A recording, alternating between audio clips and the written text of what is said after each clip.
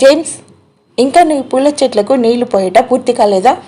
త్వరగా రా, ఈ చెట్టు మీదకెక్కి పందిరి కొమ్మలను తీసివేయవలను అని అరిచెను తోటమాలి. ఆ భవనం ఆవరణంలోన్న పూల చెట్లను పెంచుటలోనూ అతనికి దినమంతా సరిపోయేది. అయినను తోటమాలి తన సహాయకుడైన జేమ్స్కు ఎక్కువ పని చెప్పి కష్టపెట్టుచుండేవాడు. అర్థమైంది కదా? జేమ్స్ తోటమాలి దగ్గర హెల్ప్ చేసేవాడు. ఆ తోటమాలి ఏం చెప్తే, తోటమాలి అంటే ఎవరు?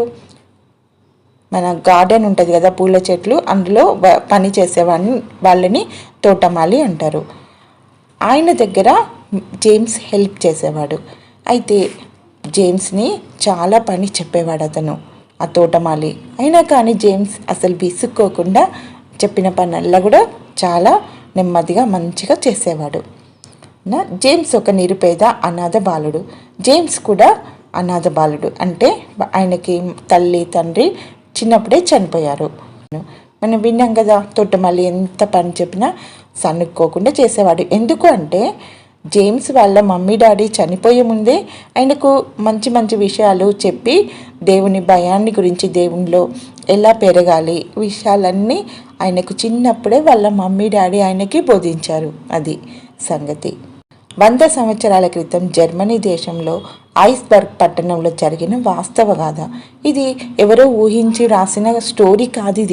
ఇది నిజంగా జరిగిన దానినే కథలాగా వ్రాసారు. ఇంకా చిన్నపిల్లలకి అర్థమయ్యేలాగా కూడా చక్కగా రాశారు. అర్థమైందా? సరే, మరి వినండి. చాలా ఒబీడియంట్గా ఉండేవాడు. అదే టైంలో చాలా యాక్టివ్గా కూడా ఉండేవాడు. ఆయనను చూస్తే అందరికీ చాలా ఇష్టం అనిపించేది. క్రీస్తును ప్రేమించు అంటే దేవుని అంటే చాలా ఇష్టంగా, ప్రేమతో అందరితో కూడా స్నేహంగా ఉండేవాడు. యజమాని కుమారుడు జేమ్స్ను మంచి స్నేహితులు. అయితే జేమ్స్ మంచివాడిగా చూసినప్పుడు ఆ తోట ఓనర్ ఏం చేశాడంటే జేమ్స్ని పిలిచి ఆయన పిల్లలు చదువుకునే సమయంలో జేమ్స్ కూడా చదువుకునేలాగా ఏర్పాటు చేశాడు.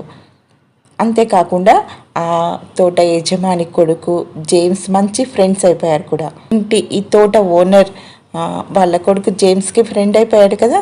ఆయన చదువుకోవడం పూర్తయిపోయినాక ఫారిన్ వెళ్తారు కదా చాలామంది అన్నయ్యలు అక్కలు, అమెరికా వెళ్ళి అలా చదువుకుంటారు కదా.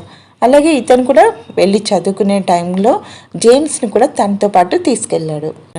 ఇప్పుడు జేమ్స్ వాళ్ళ ఓనర్ వాళ్ళ కొడుకు ఇద్దరే ఉన్నారు. ఆయన కొడుకుని జేమ్స్ చాలా బాగా చూసుకునేవాడు. విదేశాలకు వెళ్ళడం, కృత వ్యక్తులను చూడడం, అక్కడున్న వాతావరణం అంతా చూడడం, ఆయనకు చాలా క్రొత్త విషయాలు జేమ్స్ నేర్చుకున్నాడు.